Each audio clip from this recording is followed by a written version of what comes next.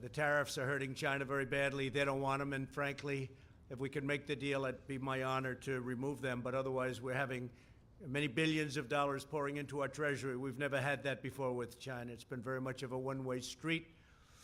So that's happening, and the relationship with China is very good, but I think they finally respect our country. They haven't respected us for a long time, not for a long time. The UK and the US, as you probably have been seeing and hearing, we're agreeing to go forward and preserve our trade agreement. You know all of the situation with respect to Brexit and the complexity and the problems, but we have a very good trading relationship with UK, and that's just been strengthened further. So with the UK, we're continuing our trade, and we are going to actually be increasing it very substantially as time goes by. We expect that the UK will be very, very substantially increased as it relates to trade with the United States. The relationship there also is very good. We have a lot of great announcements having to do with Syria and our success with the eradication of the caliphate, and that'll be announced over the next 24 hours, and many other things. A lot of positive things are going on. We're working on a summit, and you know all about the summit. It'll be in Vietnam, Hanoi, and we'll be meeting in Hanoi. I think a lot of you will be going, I suspect. And I hope we have the same good luck as we had in the first summit. A lot was done in the first summit. No more rockets going up, no more missiles going up, no more testing of nuclear. Get back our remains, the remains of our great heroes from the Korean War. And we got back our hostages. But we hope we're going to be very much equally as successful. I'm in no rush for speed. We just don't want testing. The sanctions, as you know, remain. Everything is remaining. China's been helping us, and Russia's been helping us. And South Korea, I think you can say, has been, we've been working very closely with South Korea, with Japan. But China, Russia on the border have really been at least partially living up to what they're supposed to be doing, and that's okay, as per the United Nations. So we will have a meeting on the 27th and 28th of February, and I think that will be a very successful, and I look forward to seeing Chairman Kim. We have also established a very good relationship, which has never happened between him or his family and the United States. They have really taken advantage of the United States. Billions of dollars has been paid to them.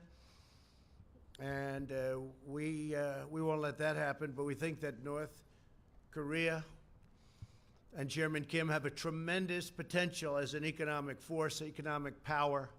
Their location between South Korea and then Russia and China, right smack in the middle, is phenomenal. And we think they have a great chance for tremendous economic prosperity in the future. So I look forward to seeing Chairman Kim in Vietnam. Today I'm announcing several critical actions that my administration is taking to confront a problem that we have right here at home. We fight wars that are 6,000 miles away, wars that we should have never been in many cases, but we don't control our own border. So we're going to confront the national security crisis on our southern border. And we're going to do it one way or the other. We have to do it. Not because it was a campaign promise, which it is. It was one of many, by the way, not my only one. We're rebuilding the military. Our economy is thriving like never before. You look at other economies. They're doing terribly, and we're doing phenomenally. The market is up tremendously today. Not that that's anything, but, you know, because I'll go back in and they'll say, oh, the market just went down.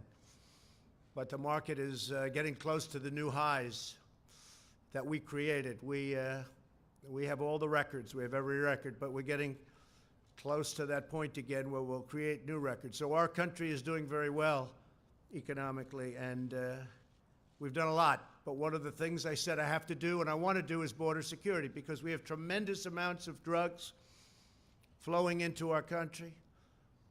much of it coming from the southern border.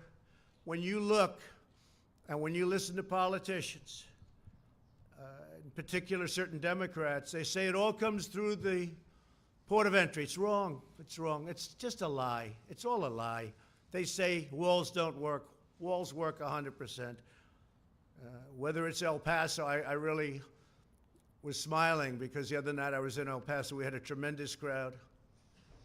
And I asked the people, many of whom were from El Paso, but they came from all over Texas. And I asked them, I said, let me ask you, as a crowd, when the wall went up, was it better? You were there, some of you. It was not only better, it was like 100% better. You know what they did. But that's only one example. There are so many examples. In El Paso, they have close to 2,000 murders right on the other side of the wall. And they had 23 murders. It's a lot of murders. But it's not close to 2,000 murders, right on the other side of the wall in Mexico. So everyone knows that walls work, and there are better examples than El Paso, frankly. You just take a look almost everywhere. Take a look at Israel. They're building another wall. Their wall is 99.9% effective, they told me. 99.9%. That's what it would be with us, too. The only weakness is they go to a wall and then they go around the wall. They go around the wall and in. Okay? That's what it is. Very simple. And a big majority of the big drugs, the big drug loads, don't go through ports of entry. They can't go through ports of entry. You can't take big loads because you have people. We have some very capable people, the Border Patrol, law enforcement, looking. You can't take human traffic, women and girls. You can't take them through ports of entry. You can't have them tied up in the back seat of a car or a truck or a van. They open the door. They look. They can't see three women with tape in their mouth or three women whose hands are tied. They go through areas where you have no wall. Everybody knows that. Nancy knows it. Chuck knows it. They all know it. It's all a big lie. It's a big con game. You don't have to be very smart to know. You put up a barrier, the people come in, and that's it. They can't do anything unless they walk left or right, and they find an area where there's no barrier, and they come into the United States. Welcome. We've detained more people. Our border agents are doing such incredible work. Our military has been incredible. We put up barbed wire on top of certain old walls that were there. We fixed the wall and we loaded up with barbed wire. It's very successful. But our military has been fantastic, and I want to thank them. And it's very necessary. We've broken up 2 caravans that are on their way. They just are breaking. They're in the process of breaking up. We have another one that we haven't been able to break up yet. We've been actually working with Mexico much better than ever before. I want to thank the president. I want to thank Mexico. They have their own problems. They have the largest number of murders that they've ever had in their history. Almost 40,000 murders. 40,000. And they got to straighten that out, and I think they will. But I just want to thank the president because he's been helping us with these monstrous caravans that have been coming up. We had one that was up to over 15,000 people. It's largely broken up. Others have gotten through. And in Tijuana, you have a lot of people staying there. If we didn't have the wall up and if we didn't have the wall secured and strengthened, they would have walked right through. They'd be welcome to the United States. One of the things we'd save just a tremendous amount on would be sending the military. If we had a wall, we don't need the military because we'd have a wall.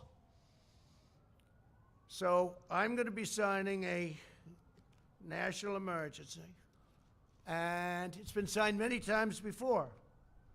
It's been signed by other presidents. From 1977 or so, it gave the presidents the power. There's rarely been a problem. They sign it. Nobody cares. I guess they weren't very exciting. But nobody cares. They sign it for far less important things in some cases, in many cases. We're talking about an invasion of our country with drugs, with human traffickers, with all types of criminals and gangs. We have some of the greatest people I know. They've been with me from the beginning of my campaign, almost from the first week, the angel moms. Unfortunately, we have new angel moms. One incredible woman just showed me her daughter, who we're talking about, killed in the year of 18. I said, I haven't seen you before. She said, no, I'm new. I said, that's too bad. It's too bad. It's so sad. Stand up just for a second. Show how beautiful your girl was.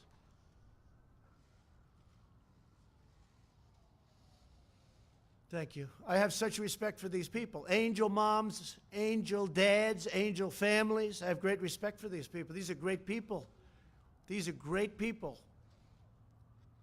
They're fighting for their children that have been killed by people that were illegally in this country. And the press doesn't cover them. They don't want to, incredibly. And they're not treated the way they should be. They're fighting for other people because they don't want what happened to their children or husband or anybody. We have one young lady whose husband, please, stand up. Your husband was just killed in Maryland. Incredible man, just killed. Beautiful children. Won't be seeing their father again. These are brave people. These are people that they don't have to be here. They don't have to be doing this. They're doing it for other people. So I just want to thank all of you for being here. Okay, I really do. I want to thank you, incredible people. Last year, 70,000 Americans were killed, at least. I think the number is ridiculously low, by drugs, including meth and heroin and cocaine, fentanyl. Now, one of the things that I did with President Xi in China when I met him in Argentina at a summit, before I even started talking about the trade, it was a trade meeting. It went very well, but before I talked about trade, I talked about something more important. I said, listen, we have tremendous amounts of fentanyl coming into our country, kills tens of thousands of people. I think far more than anybody registers. And I'd love you to declare it a lethal drug and put it on your criminal list. And their criminal list is much tougher than our criminal list. Their criminal list, a drug dealer gets a thing called the death penalty. Our criminal list, a drug dealer gets a thing called, how about a fine? And when I asked President Xi, I said, do you have a drug problem? No, no, no. I said, you have 1.4 billion people. What do you mean you have no drug problem? No, we don't have a drug problem. I said, why? Death penalty. We give death penalty to people that sell drugs. End of problem. What do? We set up blue ribbon committees. Lovely men and women. They sit around a table, they have lunch, they eat, they dine, and they waste a lot of time. So if we want to get smart, we can get smart. You can end the drug problem. You can end it a lot faster than you think. But President Xi's agreed to put fentanyl on his list of deadly drugs. And it's a criminal penalty, and the penalty is death. So that's frankly one of the things I'm most excited about in our trade deal. You want to know the truth? I think maybe there's no more important point. We're going to make billions of dollars with this trade deal. It's going to be great for our country and great for China, I hope. Their market's down close to 40%. Our market's way up. We've picked up, since my election, trillions of dollars of worth. Trillions, many trillions. And China's lost trillions of dollars. But I want it to be good for China, and I want it to be good for the United States. So we'll see what happens. China's coming here next week, by the way. They're coming home, the traders. And then China's coming here next week. And then I'll be meeting with President Xi at some point after that to maybe for some remaining deals, we'll make them directly one-on-one ourselves. So we're going to be signing today and registering national emergency And it's a great thing to do because we have an invasion of drugs, invasion of gangs, invasion of people, and it's unacceptable. And by signing the national emergency, something signed many times by other presidents, many, many times. President Obama, in fact, we may be using one of the national emergencies that he signed having to do with cartels, criminal cartels. It's a very good emergency that he signed, and we're going to use parts of it in our dealings on cartels. So that would be a second national emergency, but in that case, it's already in place.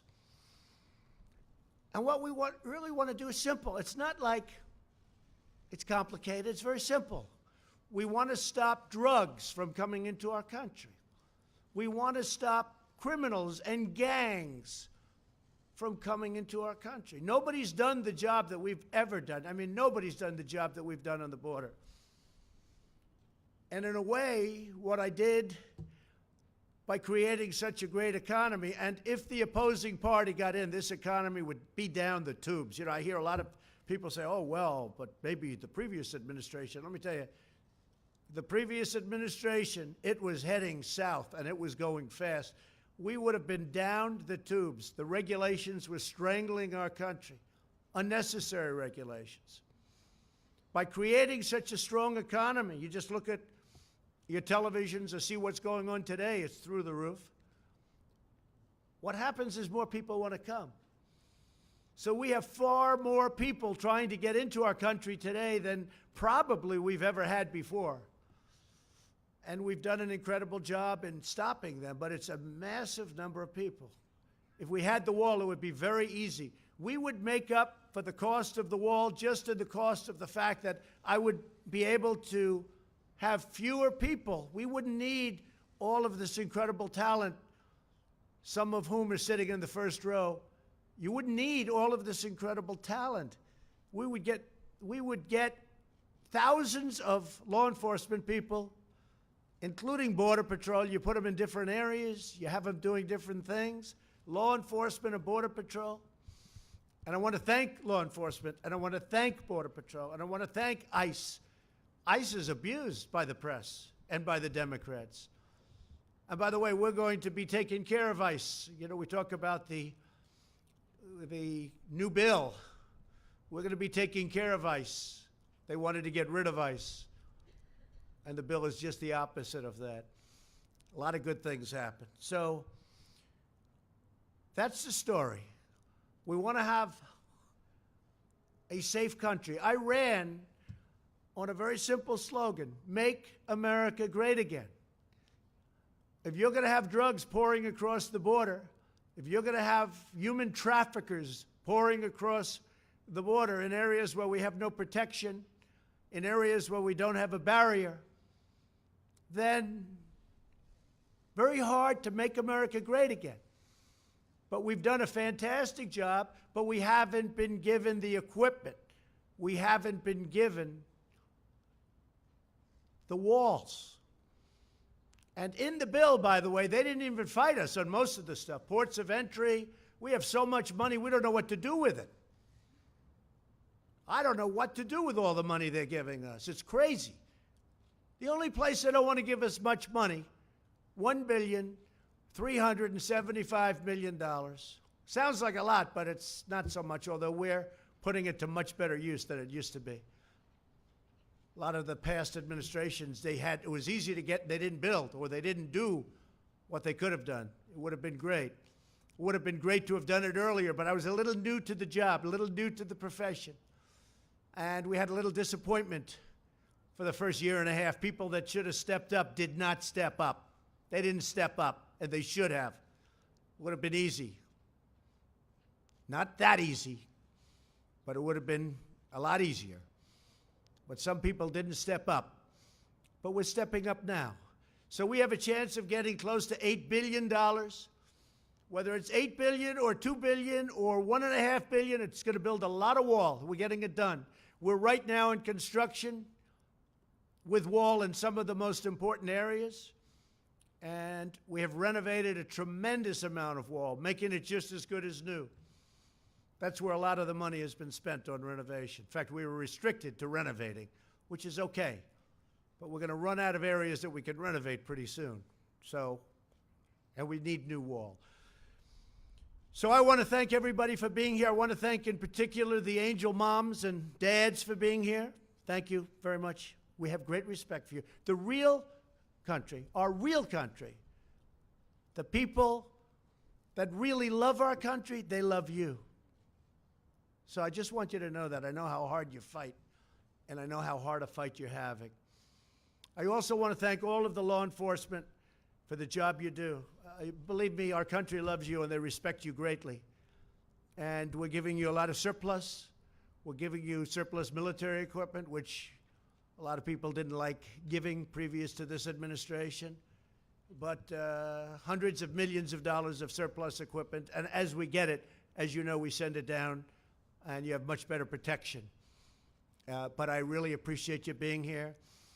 So the order is signed, and I'll sign the final papers as soon as I get into the Oval Office, and we will have a national emergency, and we will then be sued, and they will sue us in the Ninth Circuit, even though it shouldn't be there, and we will possibly get a bad ruling, and then we'll get another bad ruling, and then we'll end up in the Supreme Court, and hopefully we'll get a fair shake, and we'll win in the Supreme Court, just like the ban. They sued us in the Ninth Circuit, and we lost, and then we lost in the appellate division, and then we went to the Supreme Court, and we won. And it was very interesting, because yesterday they were talking about the ban, because we have a ban. It's very helpful, Madam Secretary. Is that right? Without the ban, we'd have a bigger problem. We have a ban on certain areas, certain countries, depending on what's going on in the world. And we won. But somebody said, President Trump lost on the ban. Well, he was right. I lost at the lower court. He didn't say that we ultimately won at the United States Supreme Court. They didn't want to say that. They didn't want to go that far. They were saying how I lost. The person sitting right up here, Donald Trump lost on the ban. Yeah, I did. And then I lost a second time. You should have said that too. And then it went to the Supreme Court, and I won. Didn't want to take it that far. But we won on the ban, and we won on other things too. The probably easiest one to win is on declaring a national emergency, because we're declaring it for virtual invasion purposes, drugs, traffickers, and gangs. And one of the things, just to finish, we have removed thousands of MS-13 gang monsters. Thousands. They're out of this country. We take them out by the thousands, and they are monsters. Okay. Do you have any questions? Yeah. John, go ahead. Yes, we do. You were prepared. Mr. President, a lot of the money... Were you saying I was prepared? What, with the microphone and prepared for I thought questions? you meant I was prepared. I couldn't believe you said that. People don't like saying that. You were prepared for questions. I am prepared. I'm always prepared. A lot of the money that goes to count toward your $8 billion is money that's being reprogrammed in the DOD budget. How can you guarantee to military families and to our men and women of the military that none of the money that would be reprogrammed to a wall will take away from other technology, other renovations, construction that is desperately needed in our military? So, John, we had certain funds that are being used at the discretion of generals, at the discretion of the military. Some of them haven't been allocated yet, and some of the generals think that this is more important. I was speaking to a couple of them. They think this is far more important than what they were going to use it for. I said, what were you going to use it for? And I won't go into details, but didn't sound too important to me.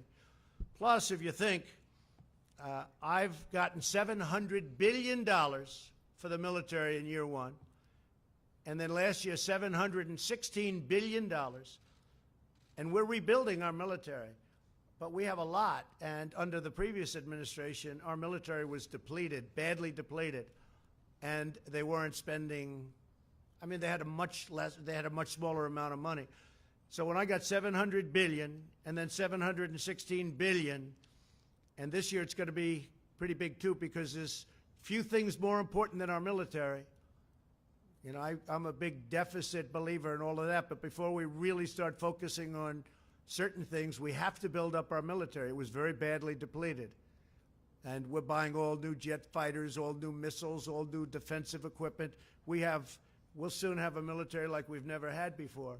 But when you think about the kind of numbers you're talking about, so you have 700 billion, 716 billion, when I need 2 billion, 3 billion out of that for a wall, which is a very important instrument, very important for the military because of the drugs that pour in.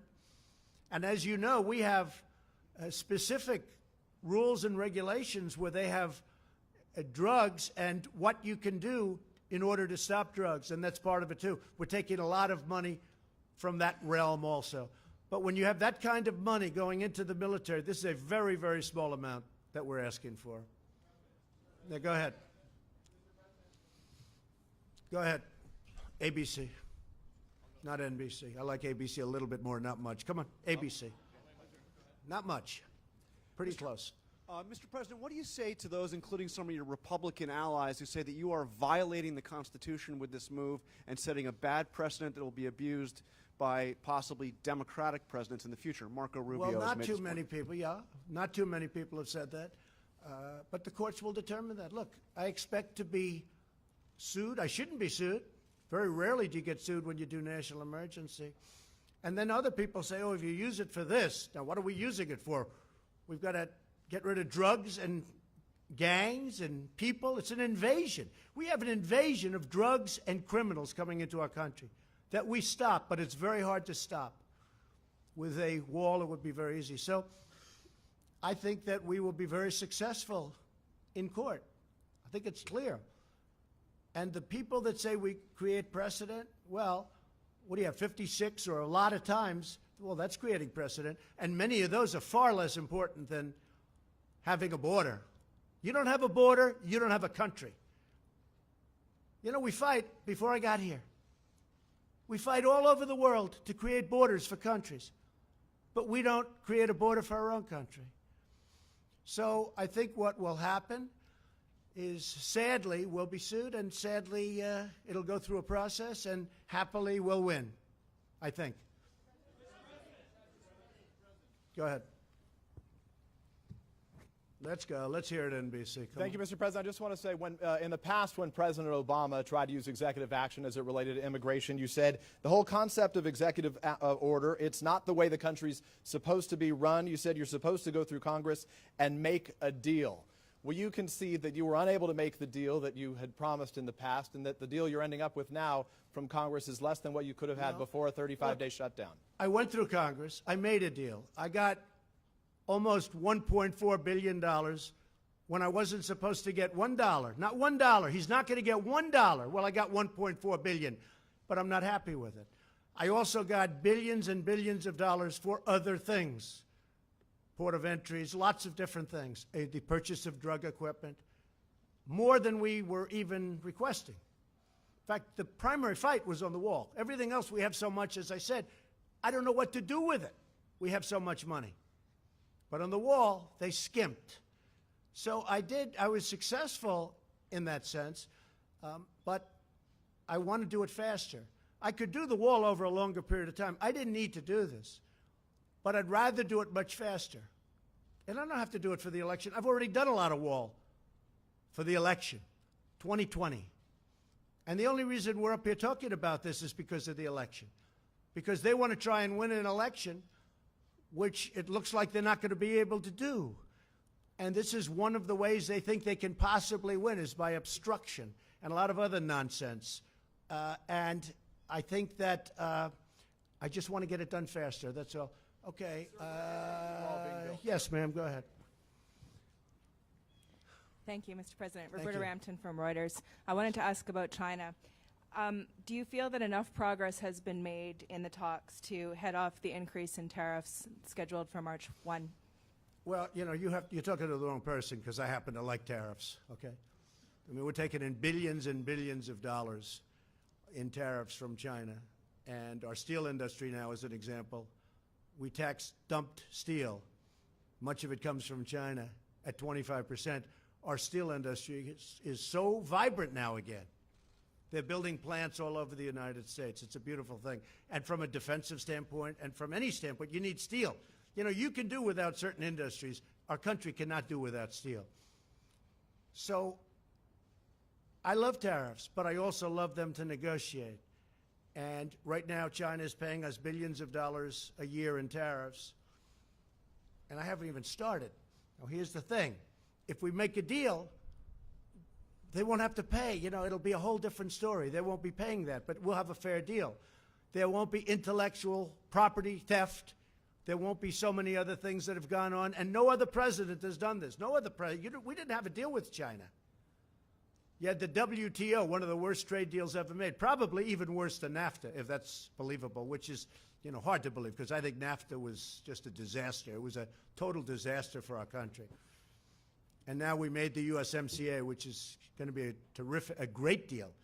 And by the way, the USMCA from Mexico, that's United States, Mexico, Canada, that's where the money's coming from, not directly but indirectly, for the wall. And nobody wants to talk about that, because we're saving billions and billions of dollars a year if Congress approves that deal. Now, they might not want to approve a deal just because they'll say, one of the things I'm thinking of doing, this has never been done before.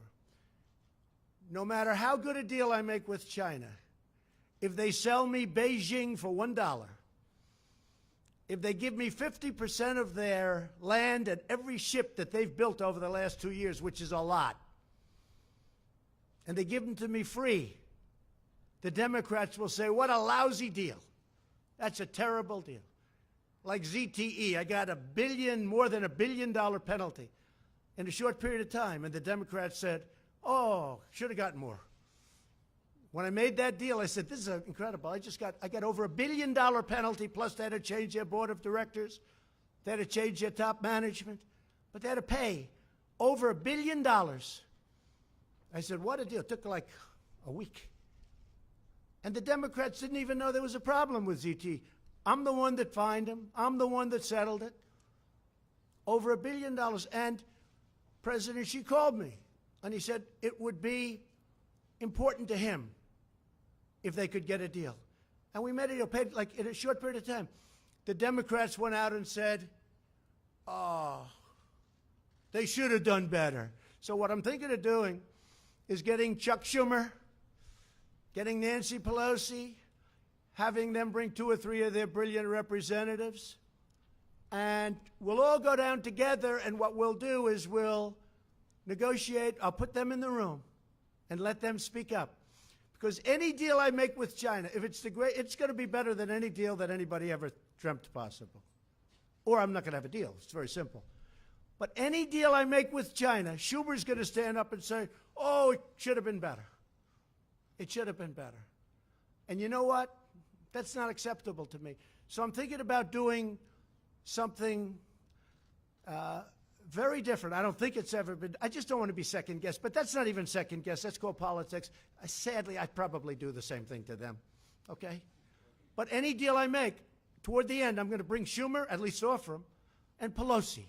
I'm going to say, please join me on the deal. And by the way, I just see our new Attorney General is sitting in the front row. Please stand up, Bill. Such an easy job he's got. He's got the easiest job in government. Thank you, and congratulations. That was a great vote yesterday. Thank you very much. Yes, go ahead. Go ahead.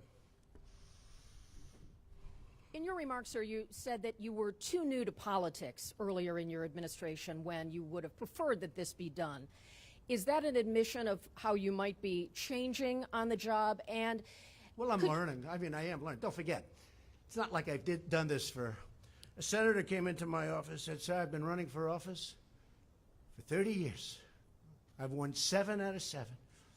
I did lose a couple when I was younger. I said, well, I've won 1 out of 1. But, you know, I never did politics before. Now I do politics. I will tell you, I'm very disappointed at certain people, particular one, for not having pushed this faster. Are you referring to But Speaker I've Ryan, learned- sir? Who? Speaker Ryan? Let's not talk about it. Okay. What difference does it make? But they should have pushed it faster. They should have pushed it harder. And they didn't. They didn't.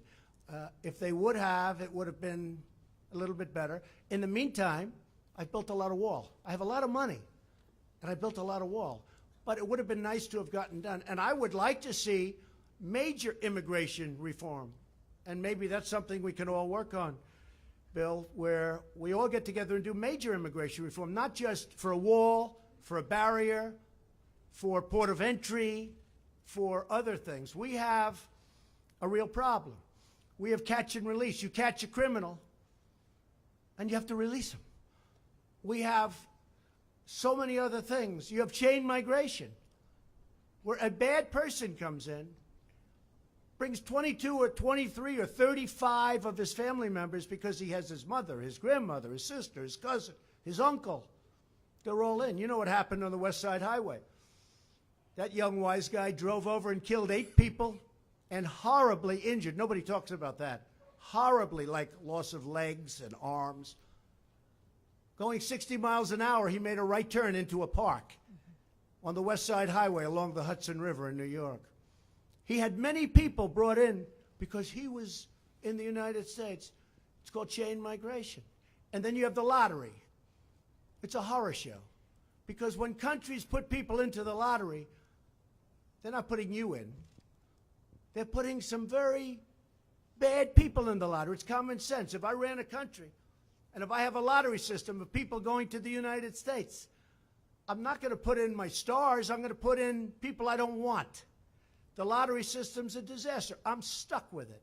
Mr. President, could you tell us... It should have never happened. Okay. Mr. President, could you tell us to what degree some of the outside conservative voices helped to shape your views on this national emergency? I would talk about it. Look, Sean Hannity has been a terrific, terrific supporter of what I do, not of me. If I changed my views, he wouldn't be with me. Rush Limbaugh, I think he's a great guy. He's a guy who can speak for 3 hours without a phone call. Try doing that sometime. For 3 hours he speaks. He's got one of the biggest audiences in the history of the world. I mean, this guy is unbelievable. Try speaking for 3 hours without taking calls. Taking calls is easy. Okay, I'll answer this one, I'll answer that one. He goes for 3 hours, and he's got an audience that's fantastic. Wait. They don't decide policy. In fact, if I went opposite, I mean, they have somebody, Ann Coulter. I don't know her. I hardly know her. I haven't spoken to her in way over a year. But the press loves saying Ann Coulter. Probably if I did speak to her, she'd be very nice. I just don't have the time to speak to her. I would speak to her. I have nothing against her. In fact, I like her for one reason. When they asked her, like right at the beginning, who's going to win the election? She said, Donald Trump. And the 2 people that asked her that question smiled. They said, you're kidding, aren't you? Nope, Donald Trump. So I like her. But she's off the reservation, but anybody that knows her understands that. But I haven't spoken to her. I don't follow her. I don't talk to her. But the press loves to bring up the name Ann Coulter. And you know what? I think she's fine. I think she's good, but I just don't speak to her. Laura's been great, Laura Ingraham. Tucker Carlson's been great. I actually have a couple of people on CNN that have been very good. I have some on MSNBC the other day. They did a great report of me. I say, where the hell did that come from? I think it was the only one in over a year. So the crazy thing is, I just had, as you know, Rasmussen 52% in the polls. It's my highest poll number. And people get what we're doing. They get it. They really get it. And I'm honored by it. Yes, Jim Acosta. Thank you, Mr. President. I wonder if you could comment on this disconnect that we seem to have in this country where you are presenting information about what's happening at the border, calling it an invasion, talking about women with duct tape over their mouths and so on, and yet there's a lot of reporting out there, there's a lot of crime data out there, there's a lot of Department of Homeland Security data out there that shows border crossings at a near record low. That shows undocumented immigrants committing crime at lower levels. That shows undocumented criminals or undocumented immigrants committing crime at lower levels than native-born Americans.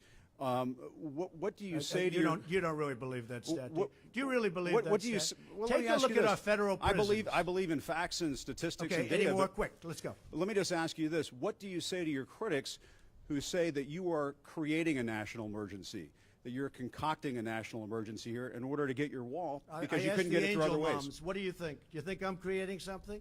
Ask these incredible women who lost their daughters and their sons. Okay? Because your question is a very political question, because you have an agenda. You're CNN. You're fake news. You have an agenda. The numbers that you gave are wrong. Take a look at our federal prison population. See how many of them, percentage-wise, are illegal aliens. Just see. Go ahead and see. It's a fake question. Yes, go ahead. Can I ask a follow-up? Thank you, Mr. President. Just to follow up on that, unifying crime reporting statistics, numbers from your own Border Patrol, numbers from this government show that the amount of illegal immigrants are down. There is not violence on the border.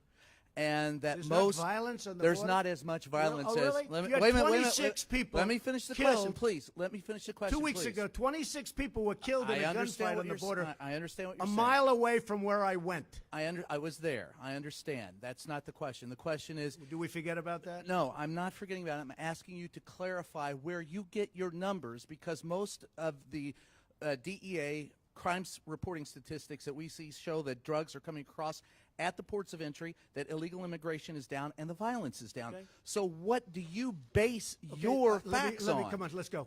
And secondly- no, you get one. You get well, one. well, the Ready? second Just sit question down. is- Wait, sit down. Sit down. Could you please sit answer? down. You get one question. I get please. my numbers from a lot of sources, like Homeland Security, primarily. And the numbers that I have from Homeland Security are a disaster. And you know what else is a disaster? The numbers that come out of Homeland Security, Kirsten, for the cost that we spend and the money that we lose because of illegal immigration. Billions and billions of dollars a month. Billions and billions of dollars. And it's unnecessary. So your own government stats are wrong, are you saying? No, I use many stats. Could you I use share many those stats with us? Let me tell you, you have stats that are far worse than the ones that I use. But I use many stats, but I also use Homeland Security. All right, next And do question. you, wait a minute, just a quick Go, follow-up, no, Mr. Go, please. Thank you, Mr. President. I just want to bring you back to China for a second. The White House put out a statement today talking about the March 1st deadline. The other day, though, you gave the possibility that maybe this could slide. Are you eyeing a possible extension, 30 days, maybe 60 days? Where does the status there? Very Or good is question. March 1st So it's the a very deadline? big deal. I guess you could say it's like, must be the biggest deal ever made if you think. Trade with China, how big does that get? Although if you look, the USMCA is right up there. But it's very complicated. There are many, many points that we're bringing up that nobody ever brought up or thought to bring up, but they're very important because we were on the wrong side of every one of them. There is a possibility that I will extend the date. And if I do that, if I see that we're close to a deal or the deal is going in the right direction, I would do that at the same tariffs that we're charging now. I would not increase the tariffs. Let me also ask you about the debt, sir, because it's gone from a shade under 20 trillion from when you took office. Now it's a shade over 22 trillion and heading in the wrong direction. What are your plans to reverse it? Well, it's all about growth. But before Growth I only, really or- focus on that, and you have to remember, President Obama put on more debt on this country than every president in the history of our country combined. So when I took over, we had one man that put on more debt than every other president combined. Combine them all. So you can't be talking about that. But I talk about it because I consider it very important. But first I have to straighten out the military. The military was depleted. And if we don't have a strong military, that hopefully we won't have to use because it's strong, if we don't have a strong military, you don't have to worry about debt. You have bigger problems. So I have to straighten out the military. That's why I did the 700 and 716 billion. But growth will straighten it out. You saw last month the trade deficit went way down. Everybody said, what happened? Well, what's happening is growth. But before I can focus too much on that, a very big expense is military. And we have no choice but to straighten out our Is military. growth the only answer, sir, or is entitlement? Yes, ma'am. reform? Go ahead. Thank you, Mr. President. On North Korea, back on the last summit, you guys came out with a pretty general agreement. Yes. I was wondering what you thought has, been accomplished since the last summit, and then A lot. are we going to be seeing anything lot's been concrete accomplished. on denuclearization? Yeah, a lot's been accomplished. We're dealing with them. We're talking to them. When I came into office, I met right there in the Oval Office with President Obama. And I sat in those beautiful chairs, and we talked. It was supposed to be 15 minutes. As you know, it ended up being many times longer than that. And I said, what's the biggest problem? He said, by far, North Korea. And I don't want to speak for him, but I believe he would have gone to war with North Korea. I think he was ready to go to war. In fact, he told me he was so close to starting a big war with North Korea. Now, where are we now? No missiles, no rockets, no nuclear testing. We've learned a lot. But much more importantly than all of it, much more important than that, is we have a great relationship. I have a very good relationship with Kim Jong-un. And I've done a job. In fact, I think I can say this. Prime Minister Abe of Japan gave me the most beautiful copy of a letter that he sent to the people who give out a thing called the Nobel Prize. He said, I have nominated you, or respectfully on behalf of Japan, I am asking them to give you the Nobel Peace Prize. I said, thank you. Many other people feel that way too. I'll probably never get it, but that's okay. They gave it to Obama. He didn't even know what he got it for. He was there for about 15 seconds and he got the Nobel Prize. He said, oh, what did I get it for? With me, I probably will never get it. But if you look at Idlib province in Syria, I stopped the slaughter of perhaps 3 million people. Nobody talk about that. They don't talk about that. Russia and Iran and Syria were going to go in and perhaps destroy 3 million people in order to get 45,000 terrorists. And I heard about it from a woman who had her parents and her brothers living there, and she said, please, please. And I said, no, it can't happen. What are you talking about? No, they're going to get, and I come home and I read a certain paper where the story was there that they were actually forming to go into, to really do big destruction. And I put out a statement that you better not do it. And in all fairness to Russia and Iran and Syria, they didn't attack, or they're doing it surgically at least. Saved a lot of people. We do a lot of good work. This administration does a tremendous job, and we don't get credit for it. But I think the people understand what we do. So Prime Minister Abe gave me, it's the most beautiful five-page letter. Nobel Prize. He sent it to them. You know why? Because he had rocket ships and he had missiles flying over Japan. And they had alarms going off. You know that. Now all of a sudden they feel good. They feel safe. I did that. And it was a very tough dialogue at the beginning. Fire and fury, total annihilation. My button is bigger than yours and my button works. Remember that? You don't remember that. And people said, Trump is crazy. And you know what it ended up being? A very good relationship. I like him a lot and he likes me a lot. Nobody else would have done that. The Obama administration couldn't have done it. Number one, they probably wouldn't have done it. And number two, they didn't have the capability to do it. So I just want to thank everybody. I want to wish our new Attorney General great luck and speed and enjoy your life. Bill, good luck. A tremendous reputation. I know you'll do a great job. Thank you very much. And thank you, everybody. Thank you very much. Thank you.